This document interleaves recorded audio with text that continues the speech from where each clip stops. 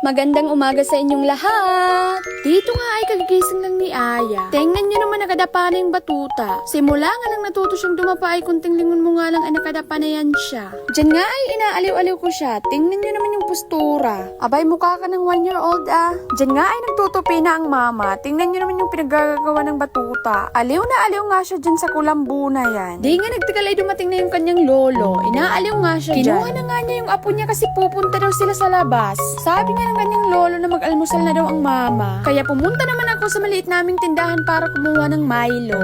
Agad-agad ko naman ito tinimpla. Pagkatapos ko nga matimpla ay pumunta ako kung saan nandun si Aya at kanyang lolo. Naabutan ko nga sila dito na nagmumuni-muni. Di nga nagtagal ay dumating na din yung kanyang lola. Pagkatapos ko nga mag-almusal ay pumasok na din kami sa loob para linisan si Aya. Pinunas-punasin ko lang nga siya dyan at pinalitan ng kanyang diaper at kanyang damit. Di ko na nga siya dyan pinaliguan kasi kagabi parang masama ang kanyang pakiramdam. Fast forward nga ay nabihisan ko na siya. Pinagtatalian ko nga sila ng buhok ng isa niyang pinsan. Tingnan nyo naman yung butsyong-butsyong na yan. Dito naman ay parang nagreklamo na yan siya.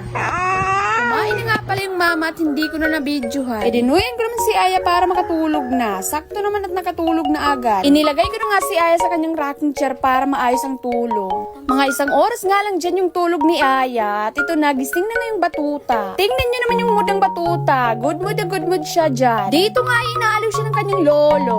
Sobrang kulit na nga at ang ligali. Masasabi ko talaga na sobrang bilis ng panahon. Dati ay kaliit-liit mo lang, ngayon ay butsyong-butsyong ka na talaga. Dito nga ay may pupuntahan kami ni Aya. Pupunta nga pala kami sa isa kong kapatid na babae. Naglalakad na nga pala kami dito. Sumama nga pala sa amin yung isa naming aso na si Papi. Pagkadating ko nga sa kanila, inaabutan ko yung kapatid ko na babae na nag-aayos ng kulungan ng kanilang alagang rabbit. Hangang-hanga nga ako dito sa rabbit na to. Dahil nga minsan lang ako makakita ng ganito. Tingnan nyo naman, sobrang napaka-cute. Habang nga ay nag-aayos yung kapatid ko, ay tumambay muna kami sa kanilang duyan. Dito nga ay nagmamasid-masid ako sa kanilang paligid. Napaka-peaceful nga yung view dito. Kung ikaw nga isang tao na mahilig mag-relapse, ito yung perfect place para sa'yo. Joke lang.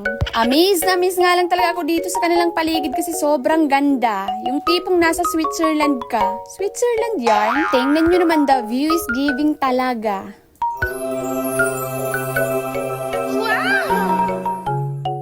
Fast forward nga ay pauwi na kami dito. Ito na nga yung ginawa ng ate ko na kulungan ng kanilang rabbit. Habang kami nga ay pauwi ay nagpa-video ako sa isa kong pamangkin. Tingnan nyo naman yung bata, tuwang-tuwa siya dyan. Gustong-gusto nga niya yung ginaganyan siya. Binidyohan ko na nga din pala yung garden ni nanay. Karamihan nga pala ng mga tanim dito ay okra. Pagkadating nga namin dito sa cottage ay nandito yung lola niya. Agad-agad naman ang kinuha na niya yung apo niya. Inaaliw nga siya dyan ng kanyang tito. Mga bandang alasing ko nga ay pumasok na kami sa loob. Lilinisan ko nga pala si Aya dyan para komportable matulog mamaya. Tingnan nyo naman yung batuta, nagkukulit-kulit pa nga siya dyan. Tuwang-tuwang nga ang butsyong na yan. Nabihisan ko na nga pala siya dyan. Dito na nga nagtatapos yung video. Salamat sa panonood!